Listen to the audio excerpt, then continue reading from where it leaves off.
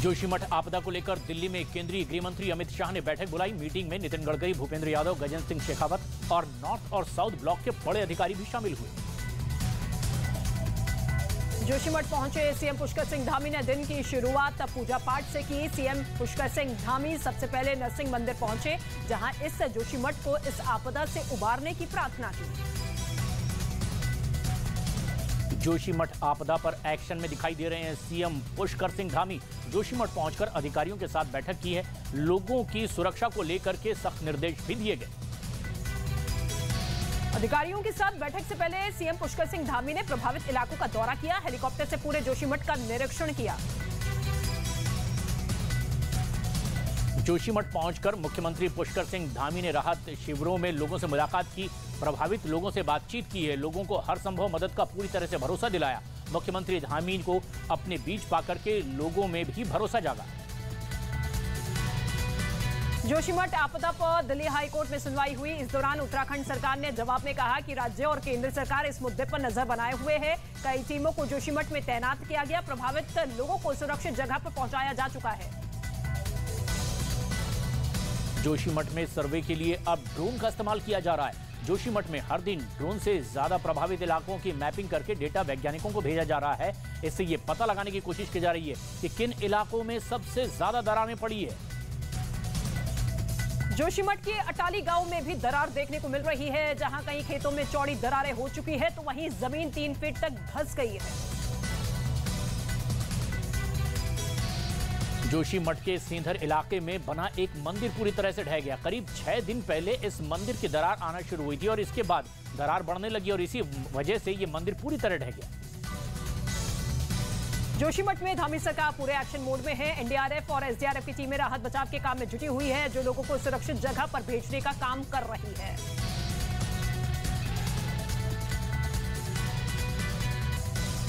जोशीमठ को लेकर वैज्ञानिकों की अलग अलग राय सामने आ रही है और इसे जानने की कोशिश कर रहे हैं कि इस आपदा की दरअसल असल वजह क्या है।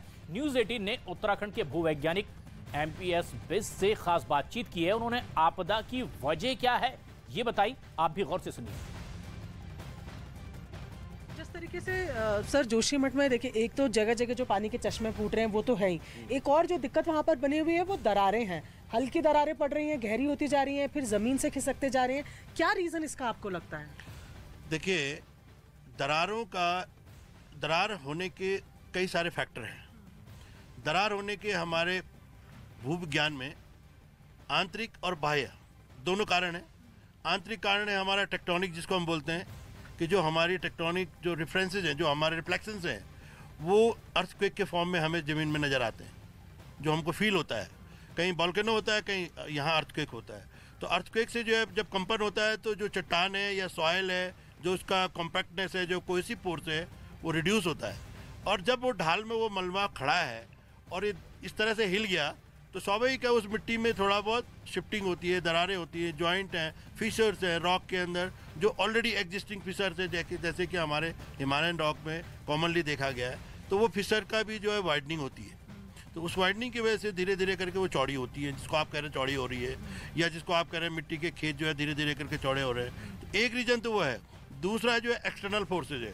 एक्सटर्नल फोर्सेज में हमारे पास बहुत सारे फैक्टर हैं, जिसको हम बोलते हैं एंथ्रोपोजेनिक बेसिकली। तो एंथ्रोपोजेनिक में आपका vibration of the vehicles, load over excess load, and the all construction work which you are doing, whether for the, चाहे हम मकान बनाने के लिए कर रहे हैं, चाहे वो हम सड़क बनाने के लिए कर रहे हैं, चाहे वो पुल बनाने के लिए कर रहे हैं, चाहे वो टनल बनाने के लिए कर रहे हैं। तो ये जो एक्टिविटीज होती है ह्यूमन इंटरफेरेंस की, ये कहीं ना कहीं इसको एक्सेलरेट करती है। जोशीमठ के सेंधर में मंदिर पूरी तरह से ध्वस्त हो गया है। इससे पहले न्यूज 18 इंडिया ने इसी मंदिर में आई दरारों की खबर दिखाई थी और ये 2 तस्वीरें अब हम आपको दिखा रहे हैं। पहली तस्वीर में देख सकते हैं कि आज किस तरह से ये पूरी तरह से ढह चुका है मंदिर। सेंधर इलाके में बने मंदिर की दीवार गिर गई है, इसकी वजह से मंदिर ध्वस्त हो गया है। दूसरी तस्वीर है 6 जनवरी की, जब इस मंदिर में दरारें पड़नी शुरू हुई थी। उस दौरान इस मंदिर की छत और पिलर पर मोटी मोटी दरारें देखी जा सकती थी, लेकिन ये दरारें वक्त के साथ साथ बढ़ती चली गई और आखिरकार ये पूरा मंदिर का निर्माण ध्वस्त हो गया।